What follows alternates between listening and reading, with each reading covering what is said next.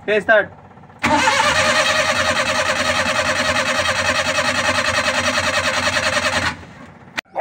Yun mga sir, bali may unit tayo dito, multi-cab. Suzuki multi-cab F6A engine. Ayaw mandar. Dito tayo ngayon sa Barangay Sugkong, Urdaneta. May tumawag sa atin kagabi at pinunta natin kaagad. Bali nag-home service tayo. Ito yung unit, ayaw mandar, kaya diagnose natin. Wala sa kuryente at supply ng gas. Yan, diagnose tayo ng multi-cab na ayaw mandar.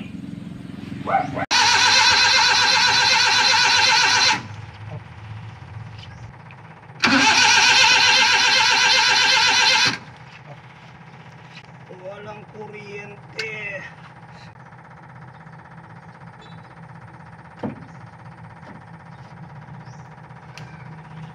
Tingnan sir.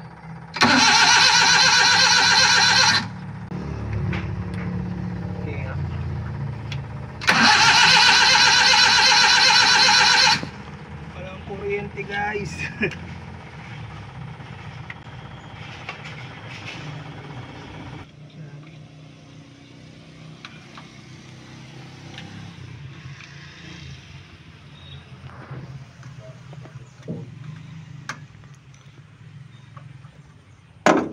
Mga sir, trouble tayo ng multi-cab F6A engine.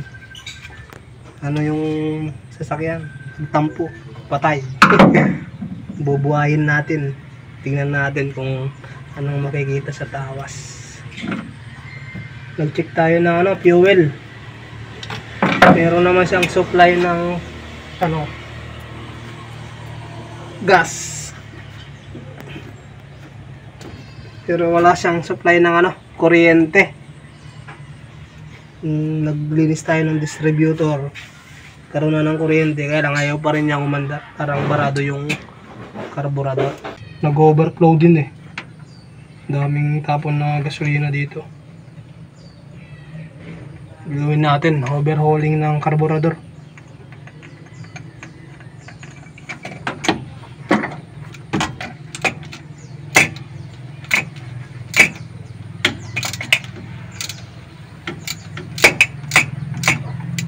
Yan, ganyan lang mag-check ng mag-diagnose ng sasakyan na ayaw mandar, lalo na sa mga old model. Tignan nyo muna yung kung may supply ng gas. Kung meron, punta kayo sa kuryente. Kung meron naman ng kuryente, kung wala, check nyo yung mga sa distributor. Kung may kuryente na, may gas na, na tayo sa carburetor, baka barado lang. Basic lang, basic.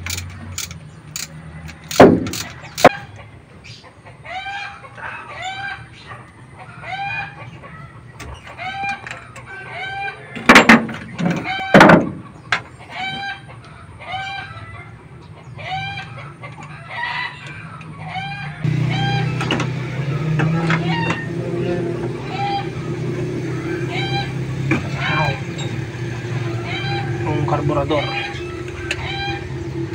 Gawin natin overhauling. Overhaul tayo ng carburetor and cleaning. Yan, mag-overhaul tayo ng carburetor. Linis tayo. Bali yan yung pyesa ng carburetor. Yung sa diaphragm, sa return ng gas. Dito yung dito yung supply. Ito yung supply ng fuel, dito dadaan. Tapos merong nakatago to na strainer dito, kaya tatanggalin din natin to para malinisan. Tapos yung mga butas-butas gaya dito sa sa bandang throttle body nya, may mga butas dito na maliliit. Tulsikin natin ng steel brass at ng butas na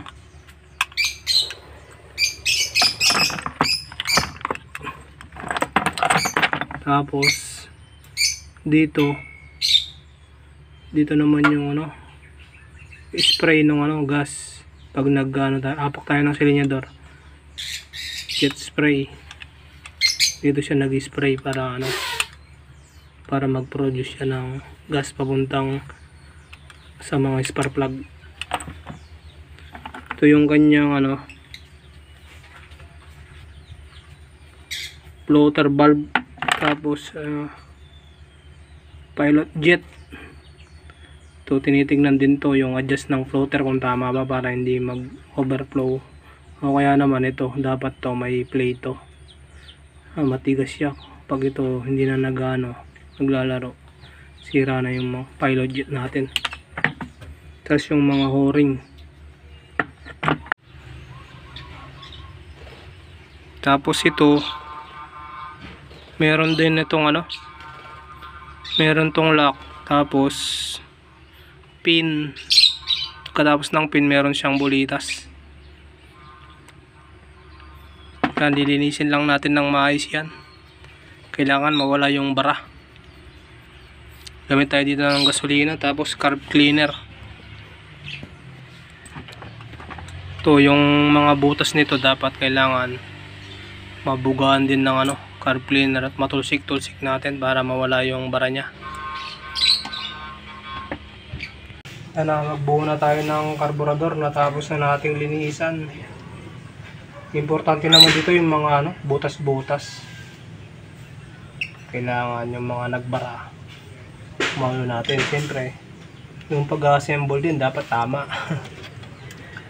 At marunong din tayo mag-adjust ng floater valve.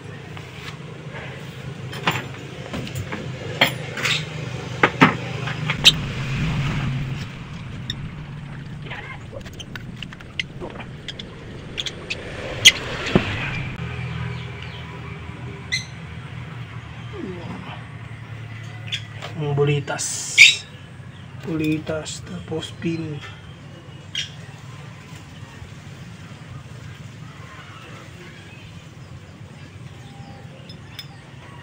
Tapos may ano, circlip na maliit.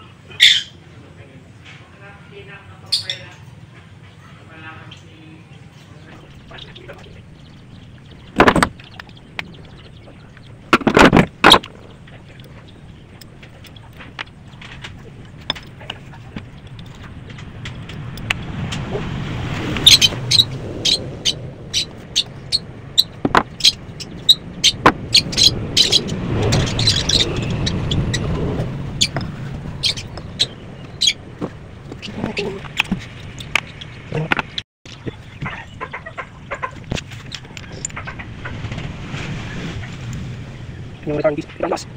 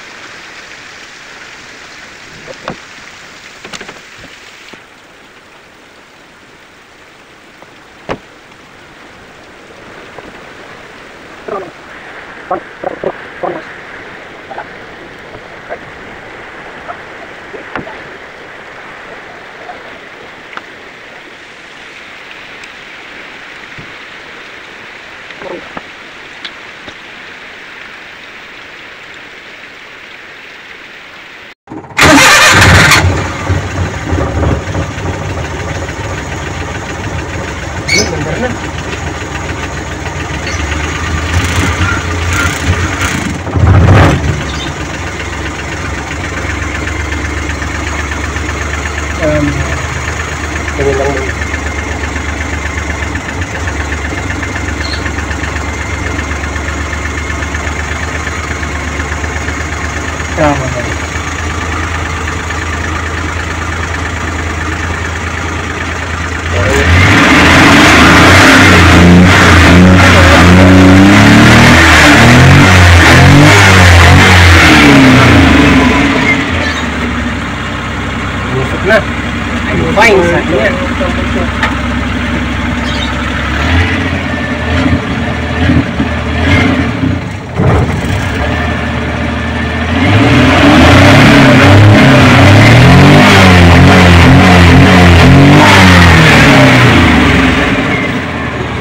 nga natin. Adjust ko nga yung ano yun.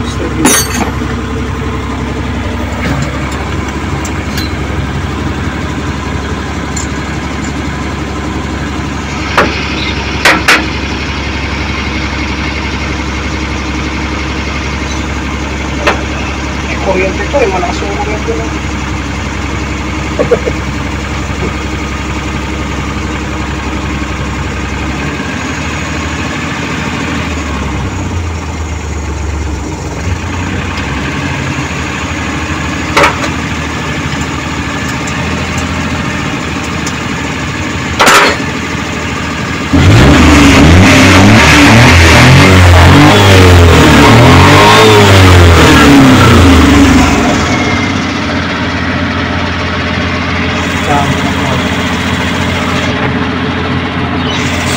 Timplayin na natin yung ano.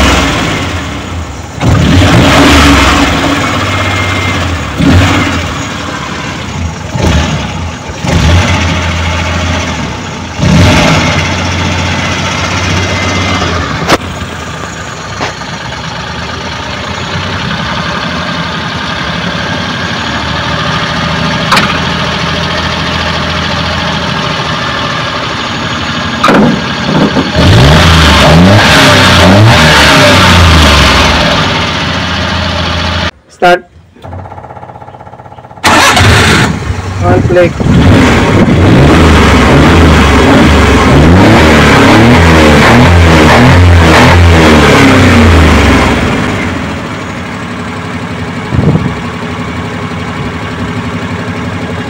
Ito yung carburetor niya, wala na bang lubog, laman.